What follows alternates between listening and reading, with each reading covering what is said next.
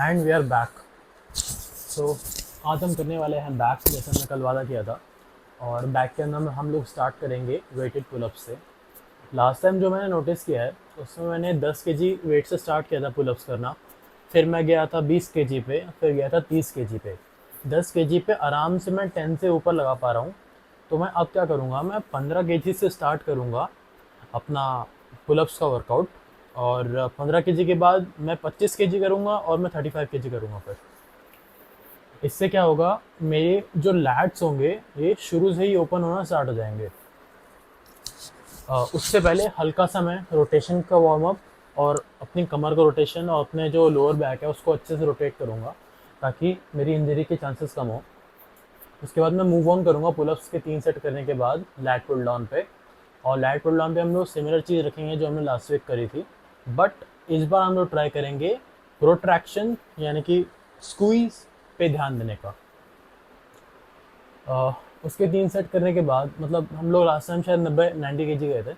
और 90 kg करने के बाद मैं मूव ऑन करूँगा रोइंग पे। तो रोइंग हमने लास्ट टाइम लगाई थी, जो न्यू मशीन आई थी हमारे जिम के अंदर, वो डिक्लाइन वाली रोइंग, वाइड ग्रिप। और उसको हम नहीं करने वाले। और हम आज करेंगे सीटेड रोइंग, सिंपल, जिसमें हम लोग अपराइट बैठ के सिंपल रोइंग करते हैं। वो सिंपल येट इफेक्टिव एक्सरसाइज है आपकी लोअर बैक की हॉरिजॉन्टल मूवमेंट को करने के लिए। तो इन दोनों मूवमेंट के बाद मैं करूँगा रियर डेल्ट ऑफ कोर्स। और रियर डेल्ट के लिए जैसे मैं हर बार करता हूँ, इस बार भी सेम चीज़ करूँगा। मैं 90 डिग्री बैठूँगा पैक डेक पे और अपना हाथ 90 डिग्री लेके आऊँगा और जितना हो सके 180 डिग्री तक स्ट्रेच करने की कोशिश करूँगा। आज हम लोग रोज़ के मुकाबले थोड़ा देर में उठे हैं, क्योंकि कल रात को मैंने शायद अपना जो फ़ोन है वो वाइब्रेशन पे लगाया हुआ था, साइलेंट मोड पे। तो इसमें क्या होता है कि अगर मैं साइलेंट मोड पे लगा दूँ तो वो अलार्म नहीं बज रहा है इसके अंदर। एक्चुअली मैं इनबिल्ट अलार्म यूज़ नहीं करता आईफोन का। तो मैं इसके अंदर एक अलार्मी करके ऐप आता है, वो उन लोगों के लिए होता है जो अनकॉन्शियसली या फिर सबकॉन्शियसली सपने में ही सोते सोते अलार्म ऑफ कर देते। मैं क्या करता था कि मान लो मेरे को उठना है, कोई इंपॉर्टेंट चीज़ है, तो मैं उठ जाऊँगा सुबह के टाइम पे। अगर कोई इंपॉर्टेंट चीज़ है तो मेरी जो बायोलॉजिकल साइकिल है वो अपने मेरे को बताई थी कि मेरे को इस टाइम उठना है, और मैं उठ जाता हूँ अपने आप ही। तो लेकिन अगर मैं खुद से ठानूँ कि कोई इंपॉर्टेंट काम नहीं है, अगर मैं खुद से ठानूँ कि भाई मेरे को सुबह 4 बजे, सुबह 5 बजे उठना है, तो और मैं अलार्म लगा दूँ, नॉर्मल अलार्म, तो नॉर्मल अलार्म जैसे ही बजेगा ना, मैं उठूँगा, अलार्म को देखूँगा ऐसे करके और उसको ऑफ कर दूँगा, ऑफिस हो जाऊँगा। मतलब खुद के अंदर इतनी डिसिप्लिन नहीं है मेरे अंदर कि मैं अलार्म को ऑफ करने के बाद उठ जाऊँ। तो मैं क्या करता हूँ कि नॉर्मल अलार्म यूज़ करने की बजाय एक अलार्मी करके ऐप आता है, ALARMY करके ऐप आता है। वो क्या करता है, नॉर्मली वो क्लोज़ नहीं करता अलार्म को, वो बढ़ता जाता है उसकी आवाज़, और इतनी गंदी आवाज़ होती है उसकी। और उसको क्लोज़ करने के लिए मैंने क्या किया हुआ है, एक बार कोड स्कैनर दूसरे रूम में रखा हुआ है। तो अगर मुझे ऑफ़ करना है उस अलार्म को तो मेरे को फ़ोन ढूंढना पड़ता है पहले, और फ़ोन को लेके जाके अंधेरे में से स्कैन करना पड़ता है उसको, और तब जाके वो स्कैन होता है। और और इतनी देर में मेरी आंखें खुल जाती हैं। खैर, तो हमने 2 चम्मच कॉफ़ी डाली आज भी। और हम लोग थोड़ा लेट हैं, 5 बजे नहीं, 5:30 बज रहे हैं अभी। तो हम लोग स्टिल सूरज से पहले उठे हैं आज। और मुझे लगता है कि हम लोग आज भी एक अच्छा वर्कआउट कर पाएंगे। अगर प्री वर्कआउट की नीड है तो मैं प्री वर्कआउट लूँगा, नहीं तो मुझे लगता है कि काफ़ी सफिशिएंट रहने वाली है हमारे बैक वर्कआउट के लिए। इसके अलावा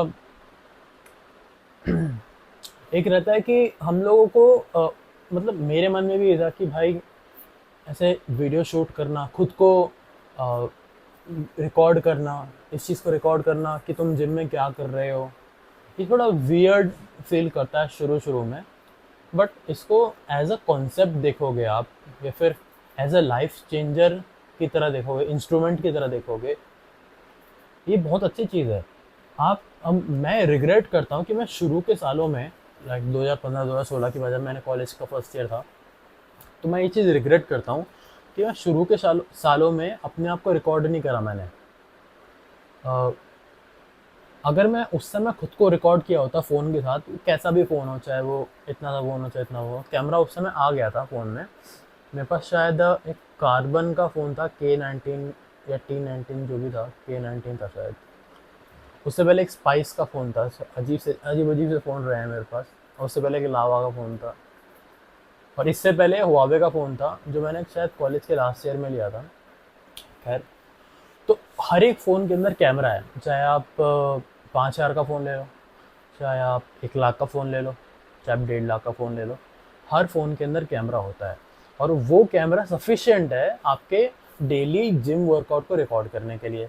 आपको जो चीज़ की नीड है वो है एक ट्राइपॉड, एक अच्छा ट्राइपॉड जो आपको दुख नहीं पहुंचाएगा कभी भी।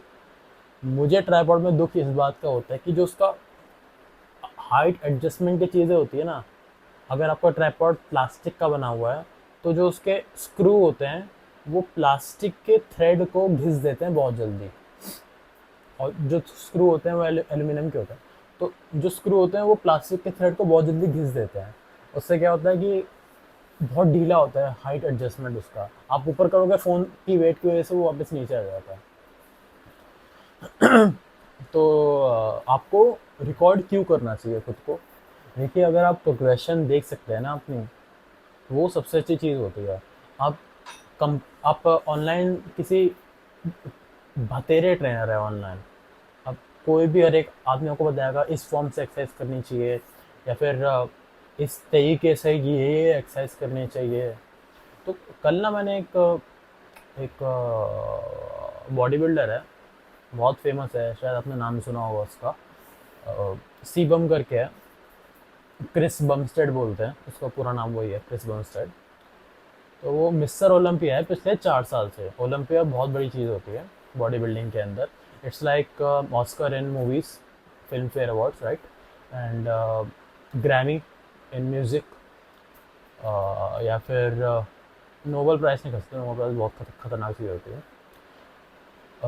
ठीक है, तो जो मिस्टर ओलंपिया है, यानी कि सी बम हमारे क्रिस बमस्टेड, उसने कल बताया, वो भी शायद 28-29 साल का ही है, ज़्यादा बड़ा नहीं है वो, इतने साल का है शायद।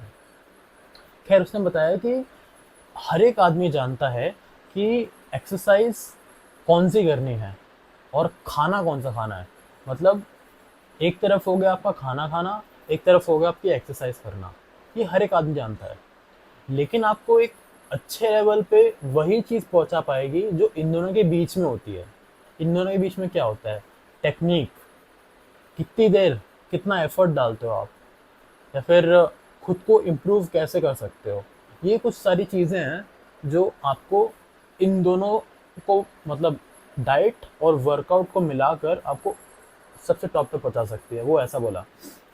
तो मेरे को ये चीज़ आज याद आई कि भाई, अगर मैंने शुरू से 2015 से अपने आप को रिकॉर्ड किया होता, और देखो रिकॉर्ड करने में कोई प्रॉब्लम नहीं है, क्योंकि अगर आपके पास स्टोरेज और आपको लगता है कि आपकी स्टोरेज भर जाएगी, ये जो यूट्यूब है भाई, यूट्यूब में क्या करो, आपका खुद का चैनल हमेशा होता है, उसमें क्या करो, अपने वीडियो को प्राइवेटली अपलोड कर लो। आपका फ़ोन में स्टोरेज जाएगी नहीं, ना आपको लैपटॉप की ज़रूरत है, ना आपको आईपैड की ज़रूरत है, कुछ ज़रूरत नहीं है, यूट्यूब पर डायरेक्ट अपलोड कर दो। और सेकेंड चीज़ होती है कि हम लोग अपने आप को प्रोग्रेस होता हुआ देख सकते हैं अगर हम लोगों के पास पुरानी वीडियोस हों।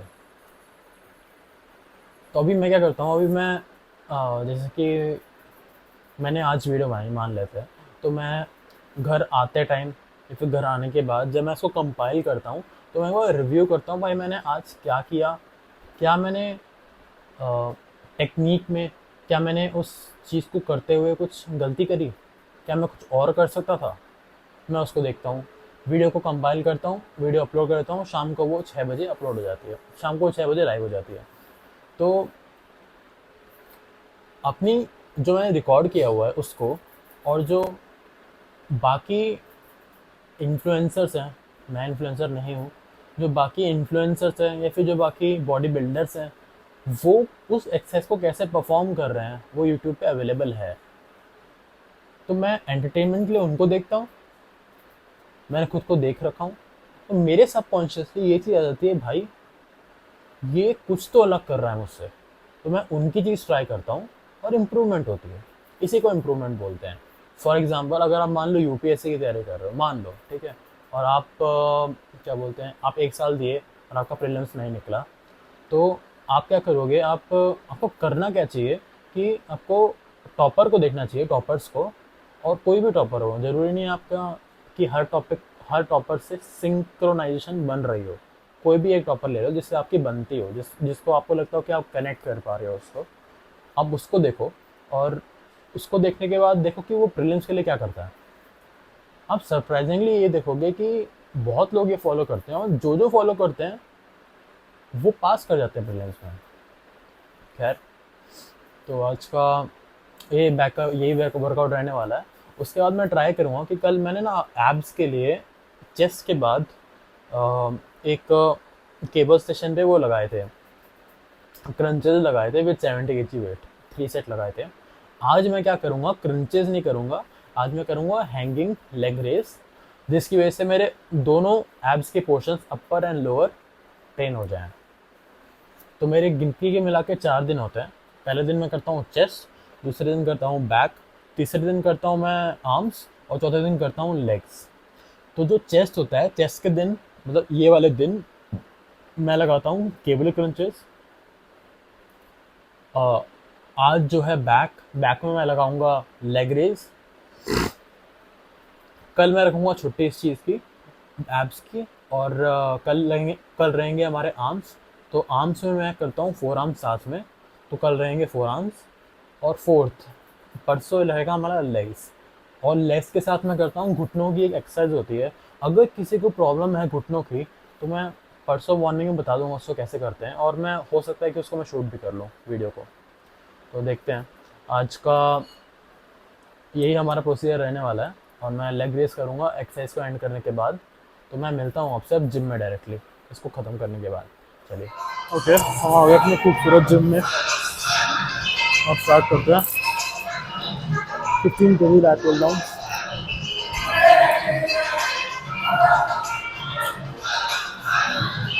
As promised.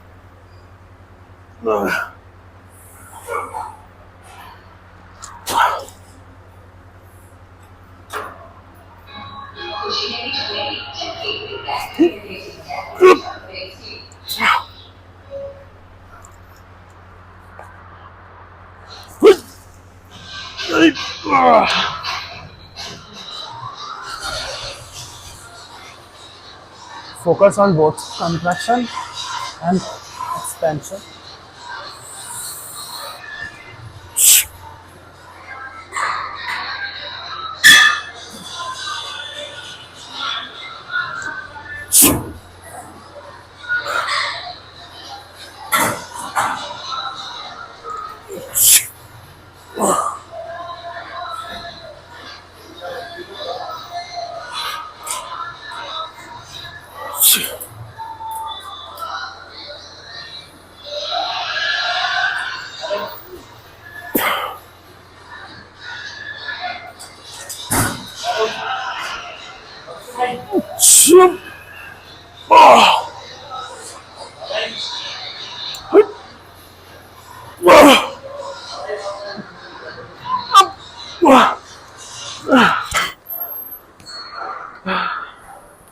Well rested.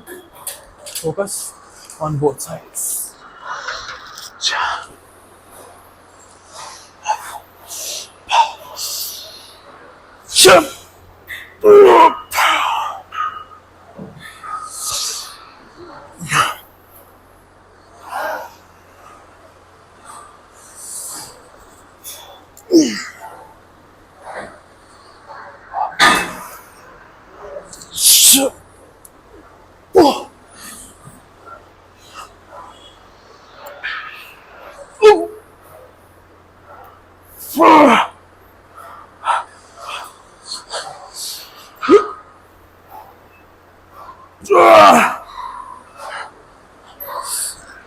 Oh no, drop it.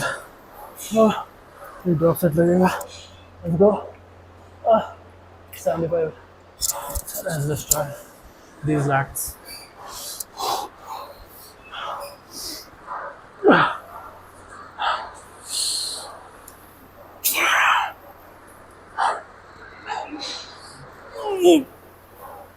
Oh, oh fuck.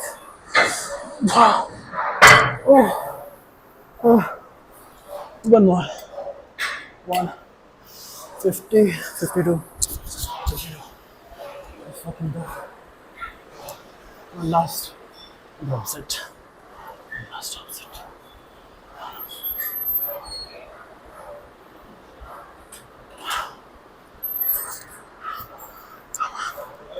One more. Come on.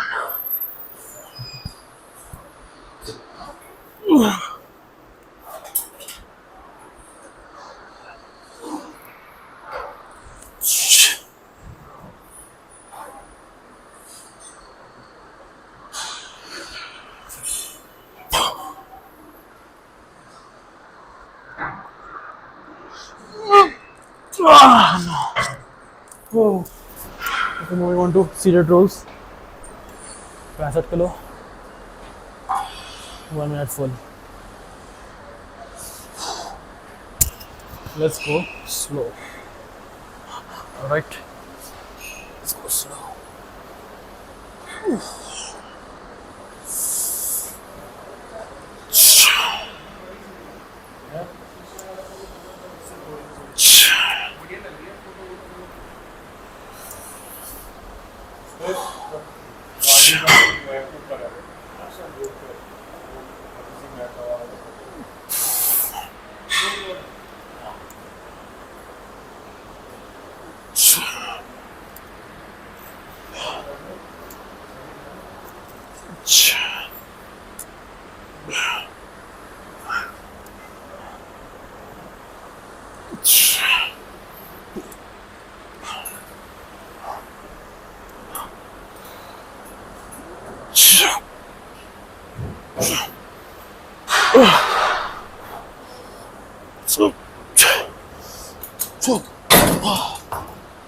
Oh, nice. Okay, second set. 78 kgs, 10 kg up. 1 minute का ट्राई करेंगे पूरा. Let's fucking go.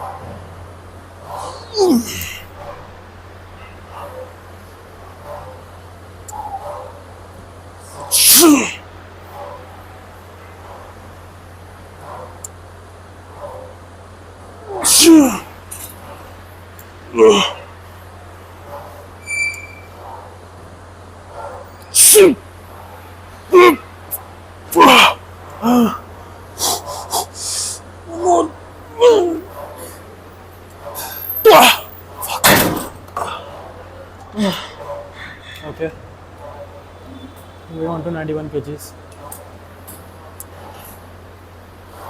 1 minute hold. Let's just go back.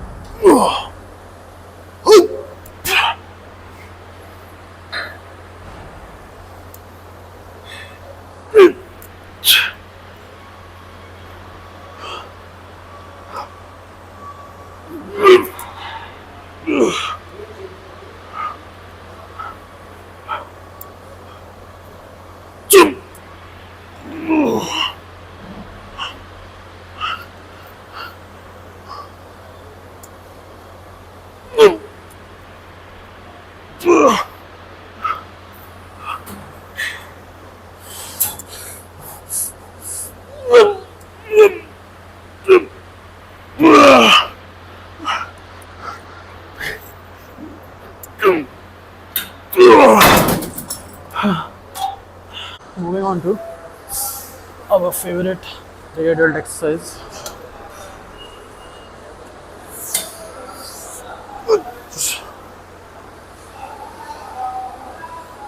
Stretch for the maximum.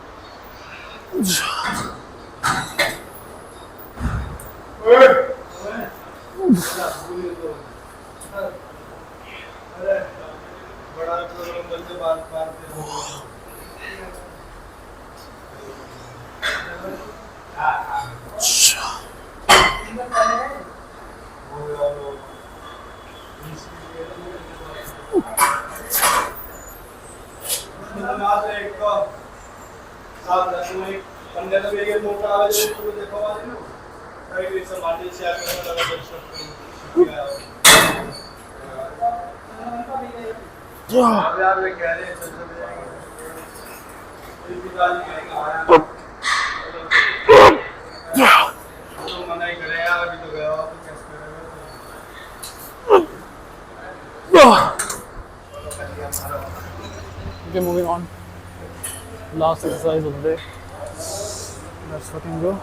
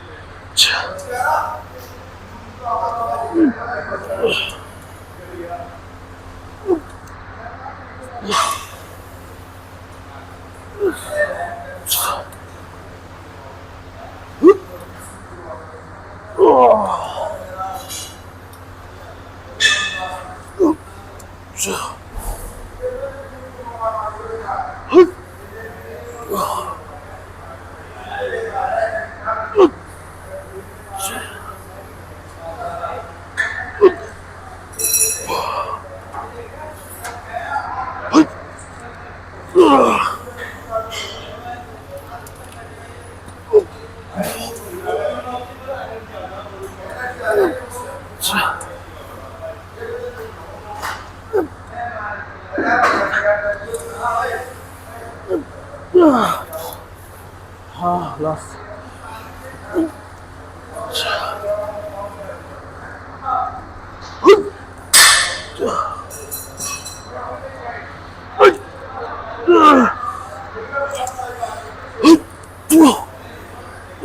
This is the end. Let's and move on.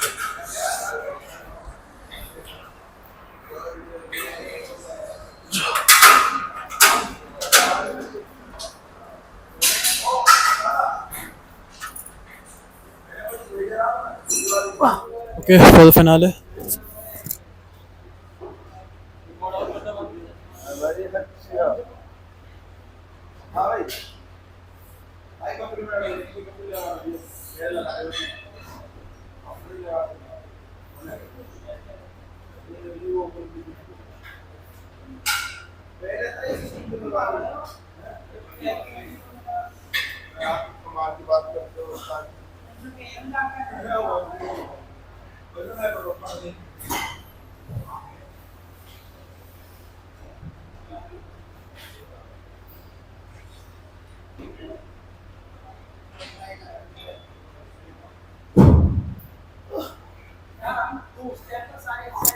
Let's go.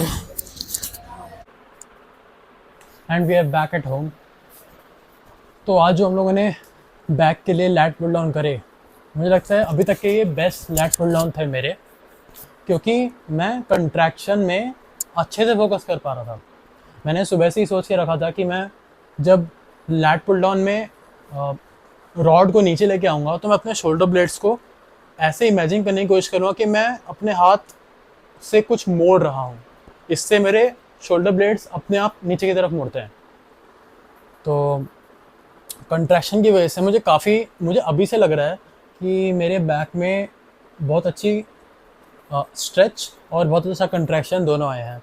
अब देखते हैं इसके results, अगर हम लोग इसको कंटिन्यू करते हैं फ्रॉम वीक टू वीक. मुझे लगता है कि जो हमने रोइंग करी है उसके बाद उसमें मैं थोड़ा सा कंट्रोल ड्राइंग और कर सकता था, या फिर मैं थोड़े रैप और लगा सकता था। देखिए जब आप जिम करते हैं, तो मैं भी जब जिम करता हूँ तो मुझे दिन भर में ये रिग्रेट फील होता है कभी कभी कि मैं एक और रैप लगा सकता था, या फिर मैं एक और सेट कर सकता था, या फिर मैं अपना और बेटर दे सकता था।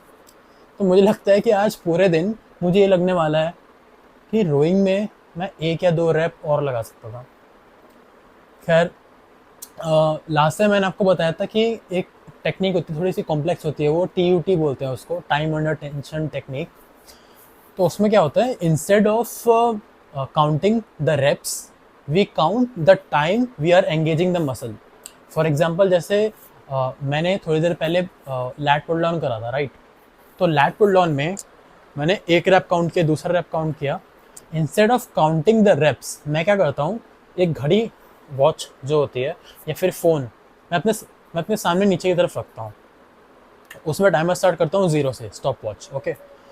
तो जब मैं पहली बार एंगेज करता हूँ उस टाइम से लेकर जब मैं लास्ट टाइम छोड़ता हूँ उसको रैप करने के बाद, उस टाइम से लेकर लास्ट टाइम तक मुझे minimum 40 seconds and maximum 1 minute के अंदर, मतलब 40 सेकेंड्स to 60 सेकेंड्स के बीच में मुझे वो सेट ख़त्म करना होगा।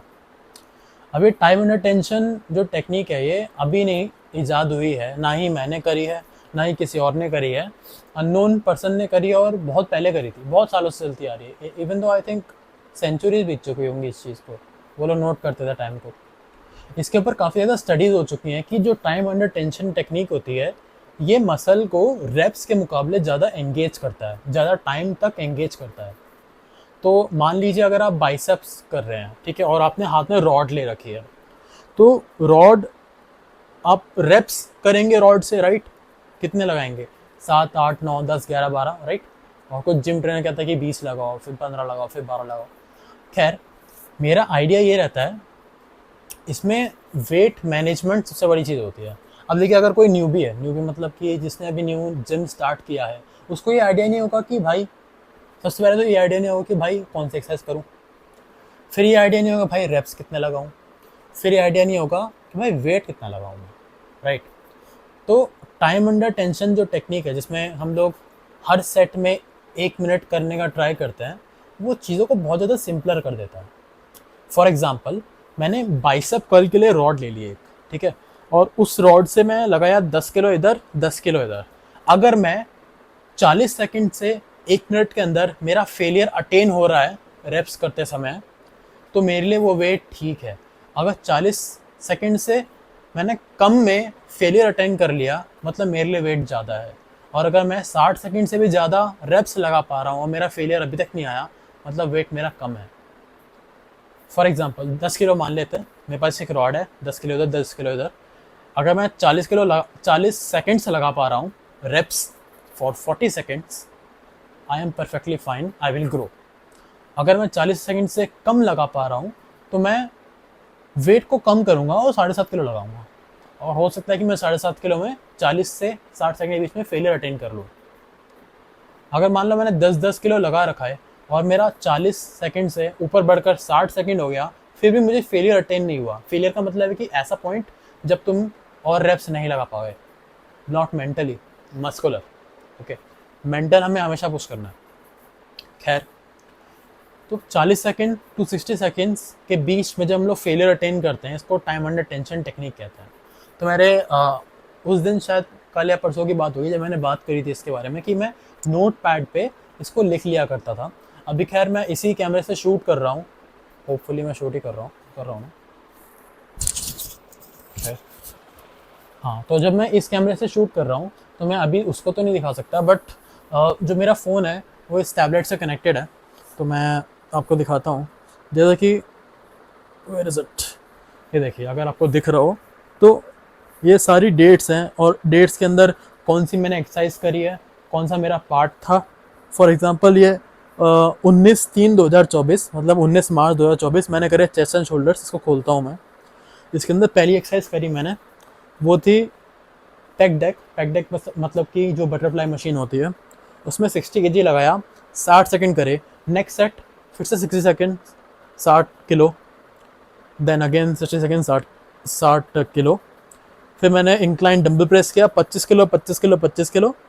हर एक के अंदर मैं 40 से 60 सेकंड के अंदर मैं अपने आप को फेलियर तक लाने की कोशिश कर रहा हूँ। अब मुझे पता नहीं है, शायद ये मिरर हो गया वो कैमरे के अंदर, बट जिस्ट उसका वही है। खैर, एक ये बात थी। और एक और चीज़ थी कि लोग बोलते हैं, मैंने कभी भी सुना है इसके बारे में, और मैंने शायद परसों भी जिनमें यही सुना था कि अगर हम लोग अपनी बॉडी के ऊपर कुछ खर्च कर रहे हैं तो हम लोगों को एज एक्सपेंसिव एज पॉसिबल खर्च करना चाहिए, क्योंकि एक्सपेंसिव चीज़ें अच्छी होती हैं। इसके पीछे कोई लॉजिक नहीं है। अगर आपको कोई अच्छी चीज़, वेरीफाइड चीज़ सस्ते दाम पे मिल रही है, इसका मतलब ये नहीं कि वो ख़राब है, राइट।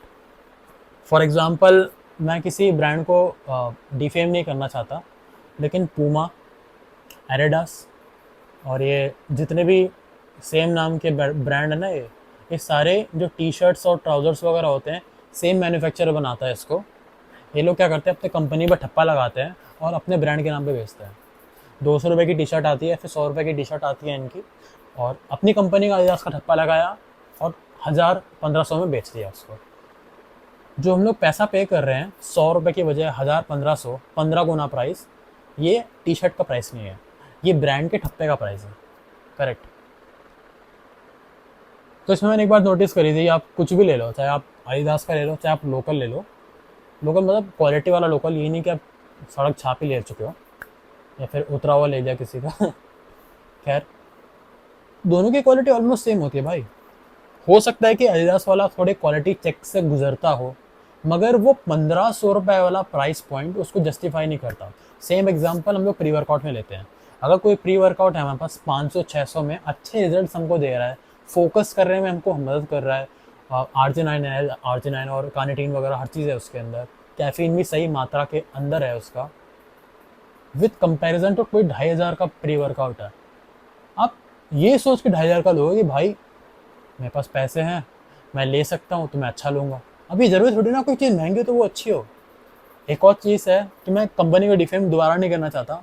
बायजूस जो कंपनी आपने सुनी होगी, वो इतने सालों, इतने शायद कोविड से पहले खुली थी या फिर कोविड के टाइम में खुली थी, नहीं कोविड से पहले खुली थी, शायद 2019 या 18 में खुली थी वो। तो कंपनी वो बहुत बड़ी है, बहुत पैसा है उनके पास, लेकिन क्वालिटी किधर है। उन्होंने शाहरुख खान को ले लिया, शायद और भी कोई ब्रांड एम्बेसडर्स हैं उनके, बहुत पैसा दिया, हर एक बंदा बायजूस को प्रमोट कर रहा था। अब कहाँ है कंपनी वो बायजूस। तो बात ये होती है कि ज़रूरी नहीं है कि कोई चीज़ महंगी हो तो वो अच्छी हो, या फिर कोई चीज़ सस्ती है तो वो बेकार हो। हमने अपना माइंडसेट बना लिया ऐसा। तो खैर, ये 2 पॉइंट है। अभी मैंने एक चीज़ और नोटिस कर दिया आते समय कि मेरे केले ख़त्म हो गए थे, तो मैं केला लेके आया, और आज है नवरात्रि का अष्टमी है शायद, है ना। तो आज केले के प्राइस 110 रुपये दर्जन है। जो नॉर्मली 60-70 का मिलता है, वो 50 रुपये महंगा है। अब शायद ये डिमांड बढ़ी है, इसलिए इन्फ्लेशन बढ़ा है। इसको खैर, हाँ। तो आज का वर्कआउट अच्छा था, और हम कल करेंगे आर्म्स। आर्म्स से हमारे तीनों पार्ट रहने वाले हैं, biceps, triceps and four arms. तो हम अभी प्रोटीन पीते हैं, केले खाते हैं, 4 केले करीबन, और then we will eat cornflakes और that Chocos, then we will go on and do our daily working routine. So मैं आपसे मिलता हूँ कल। Okay, bye.